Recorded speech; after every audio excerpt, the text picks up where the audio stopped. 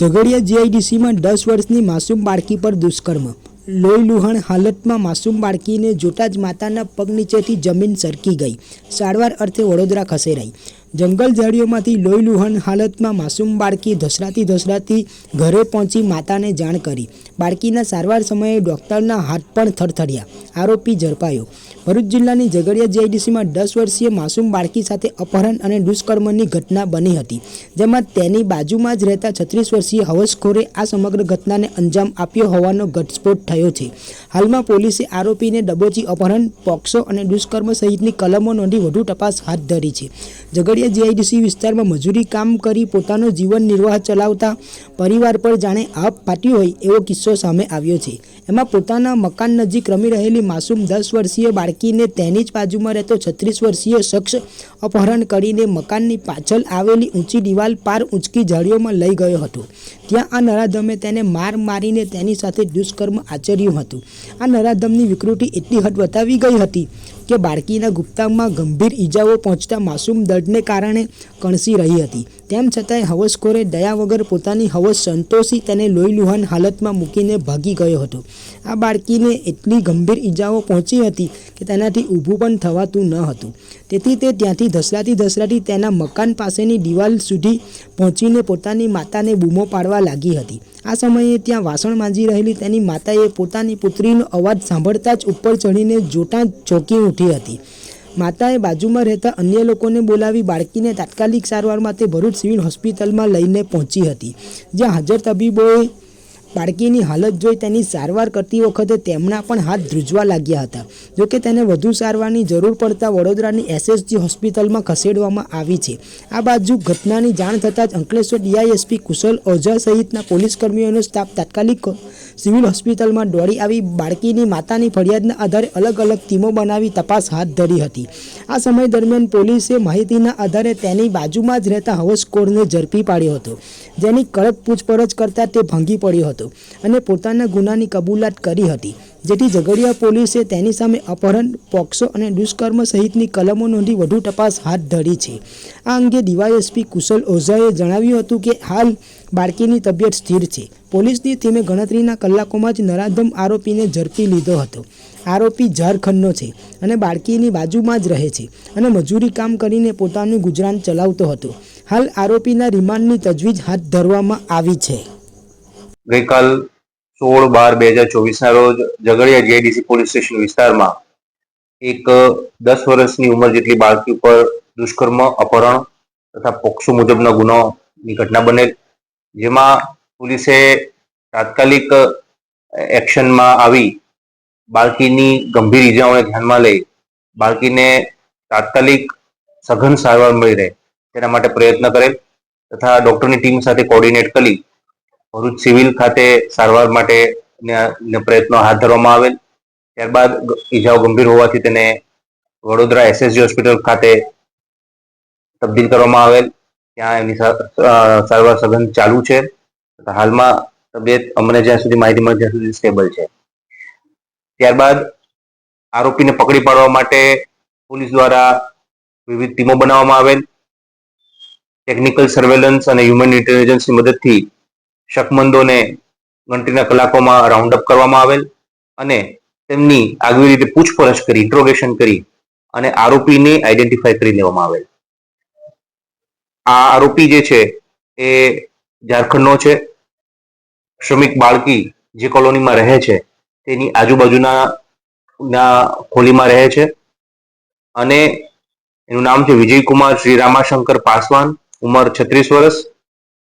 તે થર્મેક્સ કંપનીમાં શેન્ટિંગ હેલ્પર તરીકે કામગીરી કરતો હતો અને મજૂરી કરી અને લોખંડ વીણવાનું કામ કરતો હતો. ત્યારે એકલતાનો લાભ લઈ આ બાળકી ઉપર બળાત્કાર અને ગંભીર ઈજા પહોંચાડવાનો ગુનો તેણે આચર્યો છે. બાળકીને ગુપ્ત ભાગેથી ગંભીર ઈજાઓ થતી હતી, મોઢાના ભાગે પણ ઈજાઓ હતી, ખૂબ લોહી વહી ગયું હતું. તેવા સમયમાં તેને રેસ્ક્યુ કરી અત્યારે તેની હાલત ખૂબ સ્ટેબલ છે. પોલીસે BNS 137(1)B, 65(2) અને પોક્સો એક્ટની કલમ હેઠળ ગુનો દાખલ કરી હાલમાં તપાસ ચાલુ છે. 16 તારીખે ઝઘડિયા જીઆઈડીસી પોલીસ સ્ટેશનના પોલીસ સબ ઇન્સ્પેક્ટરને ખબર પડે છે કે એક બાળકીની ગંભીર ઈજા થઈ છે અને એની સારવાર માટે એને ઝઘડિયાથી ભરૂચ શિફ્ટ કરી છે. આ મેસેજ પ્રાઇવેટ માણસ મારફતે મળતા ઝઘડિયા પોલીસ તાત્કાલિક સિવિલ હોસ્પિટલ ભરૂચ પહોંચે છે અને સિવિલ હોસ્પિટલ ભરૂચમાં એ ખબર પડે છે કે એક આશરે 10 થી 12 વર્ષની બાળકીને ગુપ્ત ભાગમાં ખૂબ જ ગંભીર પ્રકારની ઈજાઓ થયેલી છે અને કોઈ વ્યક્તિ એની સાથે કૃત્ય કર્યું છે. તો એ ખબર પડતા તાત્કાલિક પોલીસની ટીમ ડોક્ટરો સાથે કોઓર્ડિનેટ કરી અને એને સારવાર આપી અને એને જીવને જોખમ ના થાય એ પ્રમાણેની વ્યવસ્થામાં જૂટી ગઈ. પેરેલલી આ જેવું કૃત્ય ખબર પડી ત્યારે પ્રાઇમા ફેસી ખબર પડી કે આ એક રેપનો કેસ છે અને કોઈએ આ બાળકી સાથે આવું ખરાબ કૃત્ય કર્યું છે. તાત્કાલિક એલસીબી, એસઓજી, ડીવાયએસપી ની team Jhagadia GIDC police station પહોંચી અને આ કોણે કર્યું છે અને કેવા સંજોગોમાં આ કૃત્ય થયું છે એની તપાસ હાથ ધરી. આશરે 12 કે 13 કલાક કન્ટિન્યુઅસ લોકોની પૂછપરછ કરતા, જ્યાં બનાવ બન્યો છે ત્યાં વિઝિટ કરતા અને આજુબાજુના ઘણા લોકોને ડિટેન કરતા ખબર પડી કે એક વ્યક્તિ જેનું નામ છે વિજય પાસવાન, આ વિજય પાસવાને આ બાળકી ઉપર રેપ કર્યો છે અને એના ગુપ્ત ભાગમાં અમુક મેટાલિક પાર્ટ ઇન્સર્ટ કર્યો છે, જે ખૂબ જ ખરાબ કૃત્ય થયું છે. આ ખબર પડતા વિજય પાસવાનને એરેસ્ટ કરી અને આગળની લીગલ પ્રક્રિયા તપાસ ટીમ દ્વારા કરવામાં આવી રહી છે. આ કૃત્ય ખૂબ જ ખરાબ થયું છે. સરકાર આ બાબતે ગંભીરતા રાખવી અને પેરેલલી બેસ્ટ સારવાર મળી રહે એના માટે ડોક્ટર્સની ટીમ અપોઇન્ટ કરી છે અને બાળકીને પ્રથમ એક ઓપરેશન ભરૂચમાં થયા બાદ એને એસએસજી હોસ્પિટલ બરોડા રિફર કરી છે, જ્યાં પોલીસની ટીમ અને ડોક્ટર્સની ટીમ એને બેસ્ટ મેડિકલ સર્વિસીસ મળી રહે એ પ્રમાણેની વ્યવસ્થા કરી રહ્યા છે. પેરેલલી જ્યારે આ વ્યક્તિએ આવું કૃત્ય કર્યું છે તો આરોપીની ધરપકડ કરી. ધરપકડ કર્યા પછી એની પૂછપરછ કરતા ખબર પડી કે વિજય પાસવાને માત્ર અત્યારે આ બાળકી સાથે આવું કર્યું નથી, અગાઉ આશરે 1 મહિના પહેલા પણ આ બાળકી સાથે આ જ વ્યક્તિએ આવું કૃત્ય કર્યું છે અને એનો રેપ કર્યો હતો. આ ખબર પડતા તાત્કાલિક અમે લોકોએ તપાસ ટીમ, એફએસએલ અને ડોગને બધાને સ્થળ ઉપર બોલાવી અને પુરાવા મેળવવાની પ્રક્રિયા ચાલુ કરી છે. પેરેલલી બાળકીની સારવાર સારી રીતે રહે, એના મધર ફાધરને વિક્ટિમ કમ્પેન્સેશન હેઠળ મળવાપાત્ર તમામ કમ્પેન્સેશન મળી રહે એ પણ અમે લોકો ખાતરી કરીએ છીએ અને તપાસને સારી રીતે પૂરી કરવા માટે અને સમય મર્યાદામાં પૂરી કરવા માટે એક તપાસ ટીમની રચના કરવામાં આવી છે, જેમાં ડીવાયએસપી અંકલેશ્વર તપાસ ટીમના હેડ છે, ઝઘડિયા પીઆઈ ઇન્વેસ્ટિગેટિંગ ઓફિસર છે, એલસીબી ને એસઓજીની ટીમ એને ફોરેન્સિક્સ અને સાયન્ટિફિક એવિડન્સ ભેગા કરી અને એના વિરુદ્ધ સમય મર્યાદામાં ચાર્જશીટ કરશે. અને જ્યારે આવા ગંભીર પ્રકારના કેસો દાખલ થાય છે ત્યારે સરકારનો જે અભિગમ છે કે એને તાત્કાલિક બાળકીને ન્યાય મળી રહે અને મા બાપને ન્યાય મળી રહે એના માટે સ્પેશિયલ પીપીની પણ દરખાસ્ત પોલીસ દ્વારા કરવામાં આવશે અને ટૂંક સમયની અંદર જેણે આ કૃત્ય કર્યું છે એ વિજય પાસવાનને કડકમાં કડક સજા થાય એ પ્રકારેની કાર્યવાહી ભરૂચ પોલીસ કરશે. સર, સમગ્ર પ્રકરણમાં કેવા પ્રકારની ઈજા થઈ છે અને કઈ કલમનો ઉમેરો થશે?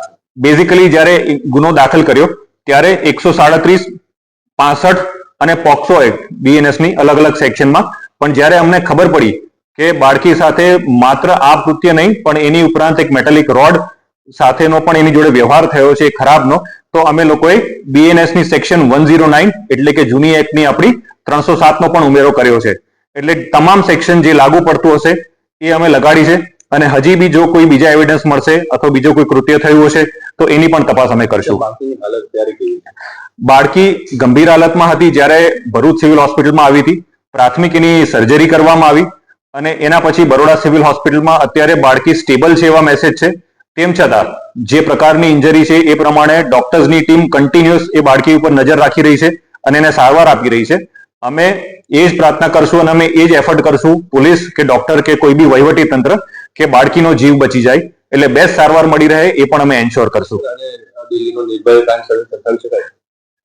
કયા કાંડને કઈ રીતે સરખાવાય એ બેઝિકલી અલગ અલગ વિષય છે, પણ આ કૃત્ય છે એ ખૂબ જ ખરાબ છે અને એના માટે પોલીસ સ્ટ્રિક્ટ એક્શન લેશે. ઇન્વેસ્ટિગેશન હાલ ચાલુ છે.